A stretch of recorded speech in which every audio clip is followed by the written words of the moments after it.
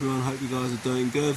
My voice is starting to go again, which isn't good, but it's just life. Anyway, it's a beautiful day. It's a little bit drizzly today. It's not full on rain yet. Got the axle back from the engineer shop, so we're bolting that in. It'll only take a few seconds, especially when I try and find some washers and stuff like that. That's the things that take 5 minutes, because I've never had washers on it. I want to put washers on it. And yeah, I'll show you these chassis legs. I've just got them back to comma too, which is awesome.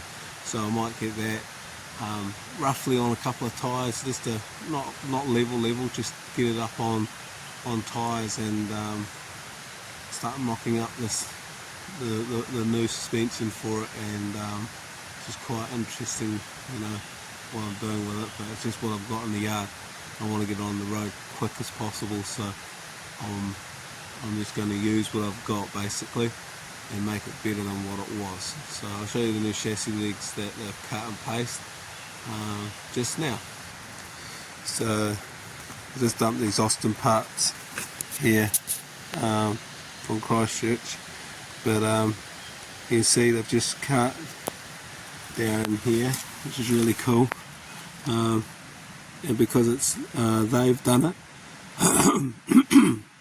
excuse me, because they've done it,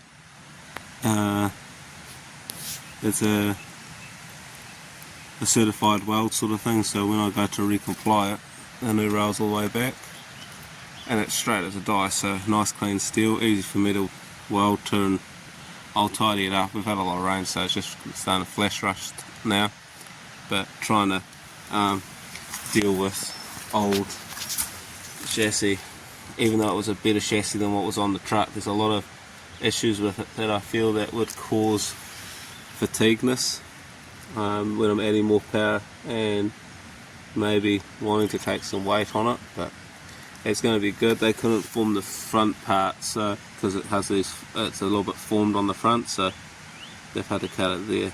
And but it's good. It's nice, thick, heavy steel, and yeah, it's going to make my job a lot easier. But that's the new rails to the truck, and we'll get them on too.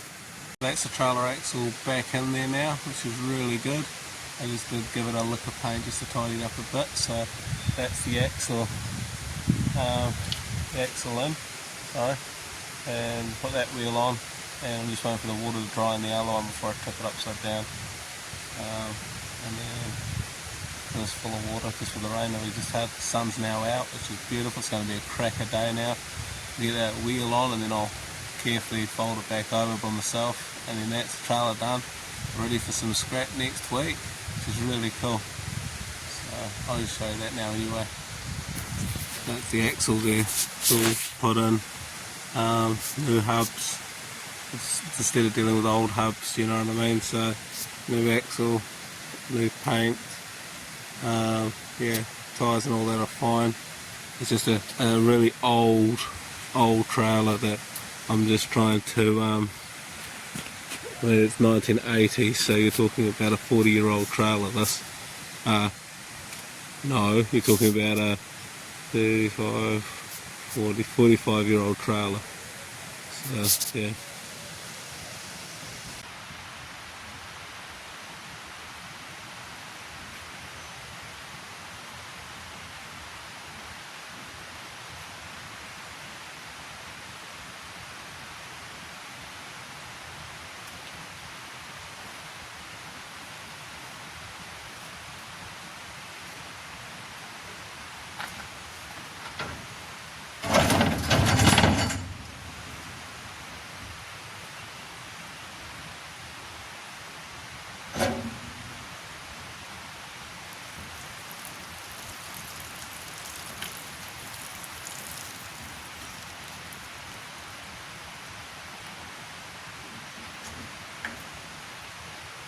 I'm unpacking the A40 ute, the last one that we dragged up from Christchurch, and I thought I'd show you what's inside it basically. As you can see, there's a lot of nice little treasures. Some of it is scrap, some of it is good, but I'll show you inside, eh? So we packed this thing pretty well. We had fuel tanks over there. There's a few radiators over there. They're not actually worth anything other than the header tanks in them because they're steel radiators, brass top tanks, but you need a radiator for an Austin, I might have it. Got a few grills, a few cylinder heads, some carbs, some number plates. There's quite a bit of stuff packed in this whole thing, and there's even stuff that I was hoping that we didn't lose on the road, and we didn't lose it at all. I was going to put that in the truck, but I forgot about it. Yeah, so a few things like that. As you can see, the chute's actually quite rough, but it's savable too. It's got a couple of holes in the roof and that. There probably was like a rack or something. Seems a bit weird if someone shot at it like that. But the top back end is, the top of the roof's fine, but the bottom's gone on it, but that's restorable. But yeah, it's a nice little ute full of junk. Just to show you me unpacking it, because I'm making a scrap run tomorrow before I head down. I'll probably head down to Christchurch next week sometime, Thursday, Friday. Working on Betsy, the A40. The bonnet won't open, so I'm hoping I can actually break into it gently, and since the bonnet pull doesn't seem to want to be pulling, so I'll show you what I'm trying to do now. So up in here you can see that's the bonnet, so that will hold the bonnet. I don't think that will actually do anything. No, so where is the bonnet pole cable? Because it doesn't. I'm really excited. I don't know how to express that. Sorry. I managed to figure out how it pops. It pops left, so I can put a screwdriver through the grill carefully and just push it, and then it pops it off, and Betsy's bonnet's open. So it's really exciting because I'll be able to see what's under the bonnet, if it's still got an engine, and more importantly, will it run? And it's even got a battery on it. I'll just put the bonnet prop in and then I'll show you underneath. This is Betsy's motor. It's got a battery. I doubt that will be any good, but there's a lot of old cars they'll put positive or negative up there, and with the battery being here I can see that's negative and that's positive, so whatever lead that will be negative. So it is negative earth, because that lead goes to the body. So that's good to know, because a lot of old cars you do not know that, and that's the questioning thing. That's out of gear. Oh, look at that. I think it is turning over.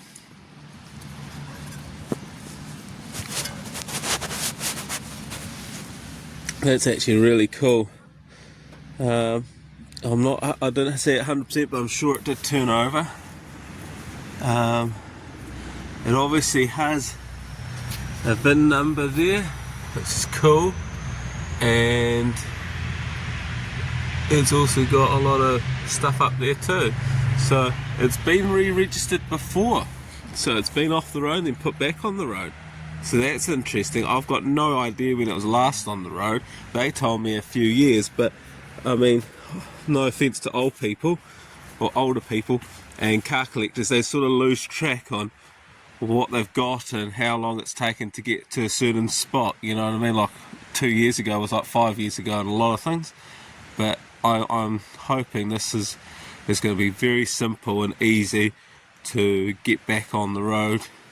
And I'm going to mess about on this for 5 more minutes. I might endeavour to just double check everything, point, spark, all that nonsense, fuel, and then put a battery on it, a big battery, and crank her over and see if she'll go, you know what I mean? So it's going to be quite cool. Let me go and do that now, and yeah, I'll get back to you. Really good news, guys, really good news. I'm over the moon. Betsy will run. It's got good, you can hear it, it's got good compression in that. I've been messing about, you don't need to see me messing about with points, and the points are fine. I checked them over. I did get a good shock. That would have been funny on video. It was like getting when you're on life, when you're unconscious and they get you with those clear things, you know, I don't know what they call them, respirator thing, I don't know. yeah, so I had a really good shot. It was a shocking time, but it was good. But Betsy will run. So all I know about the car is that they couldn't remember what it's part of. They think it could have been a fuel pump, maybe. I don't know. So what I'm going to do is, I don't have any gas up here at the moment because gas is quite a hard to come by commodity when you don't want to spend too much money on things. But I'll have to go down to town anyway, so I'll go down to town, get fuel for the tractor, the David Brown, and I'll get a little bit of reserve in a fuel can, and I'll just plumb a secondary tank on this thing and disconnect the line like I did on the Land Rover and check that the fuel's coming through and what state the fuel is in. If it's pumping from the tank, then I can then drain the tank out, but and I know the pump's fine. But it's not pumping from the tank, then either the tank's varnished up and I have to blow air through it, which is a big job when you know, I have to start a generator, then an air compressor, then let that build up. And it's only a little dicky one I've got up here, so you need a lot of air pressure to blow out these lines. Generally, from experience, these steel lines just seem to get varnished up bad in British cars. And then go from there. But I'll put a temporary tank on, get it to run, and I'll probably get that done either today or tomorrow, but I'll keep you updated on progress once that fuel line is on and I can get it running. But I did check spark and just sprayed a little bit of my Wasp Killer 2000 down there, brake cleaner, best stuff in the world, just a little bit just to see if it will bark on that because I can't find my starting fluid. And yeah, it just barked straight away, just barked, so that's giving me a really good vibe. So the Land Rover was a bit more difficult to get it to even want to growl at me, you know what I mean? So this thing's going to be an absolute peach, I think, once it's running. But such a simple thing. I'll show you what I'm talking about anyway in the engine bay, and we'll go from there. So it's a oil bath carburetor. You see the oil in the top of there, that's just to stop all the dust. I did put it down there just temporary because I would like to put it back on, but it's basically put starter fluid down in there, which is directly into the carb, and it fired up.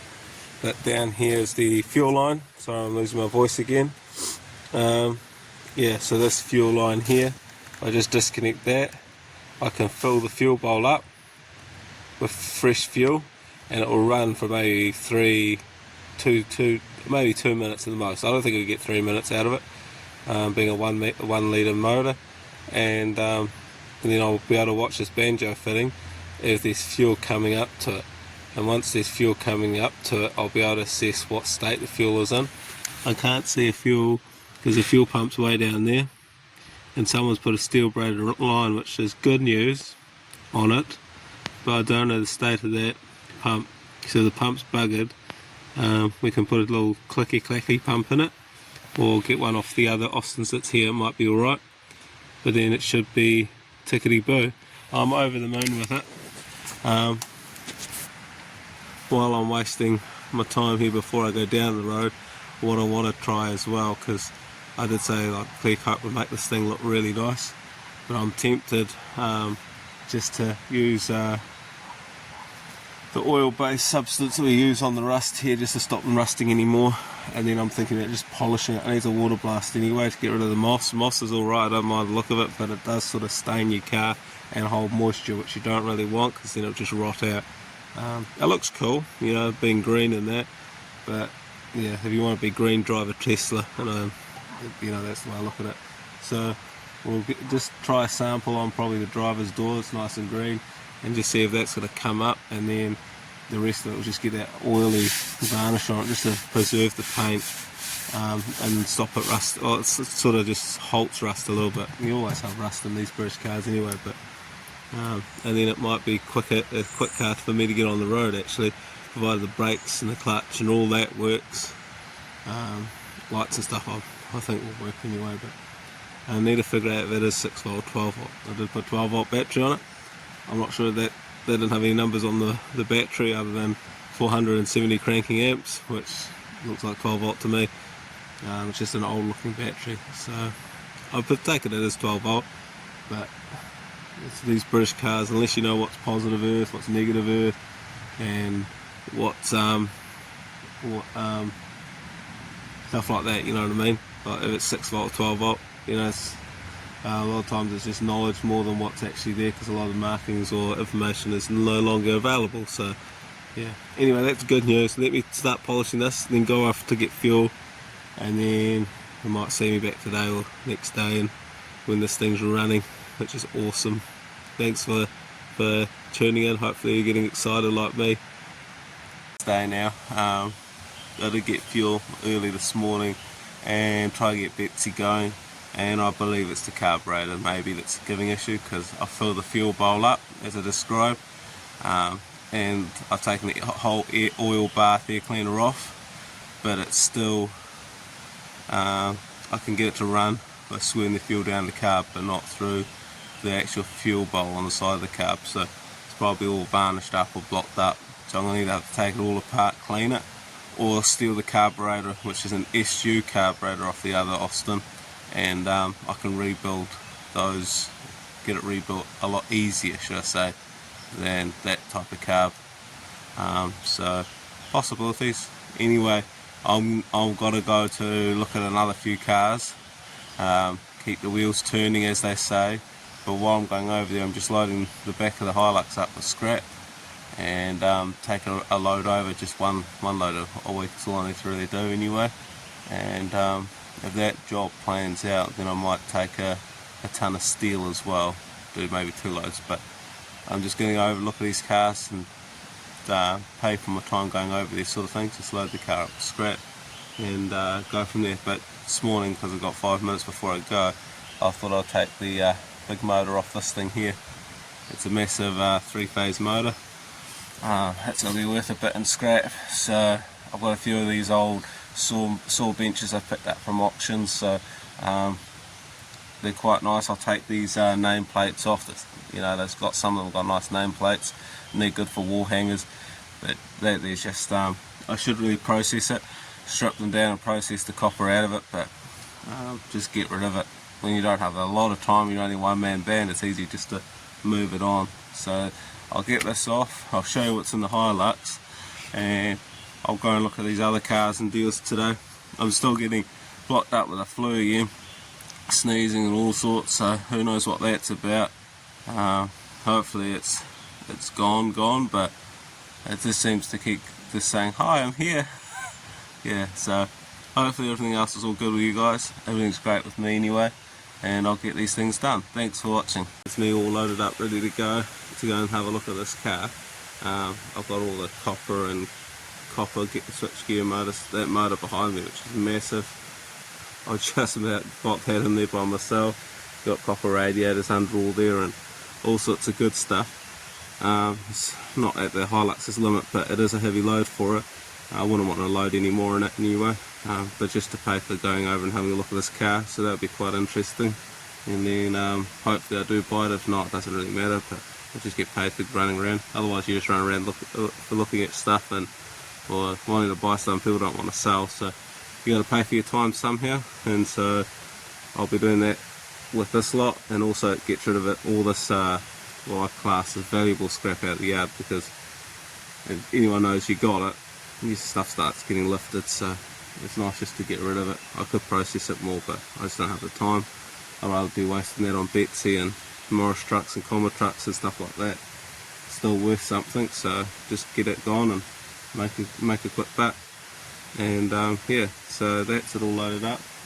I do appreciate you guys watching these videos, and I'll catch you in the next one, hopefully. They're all going well. Thanks guys.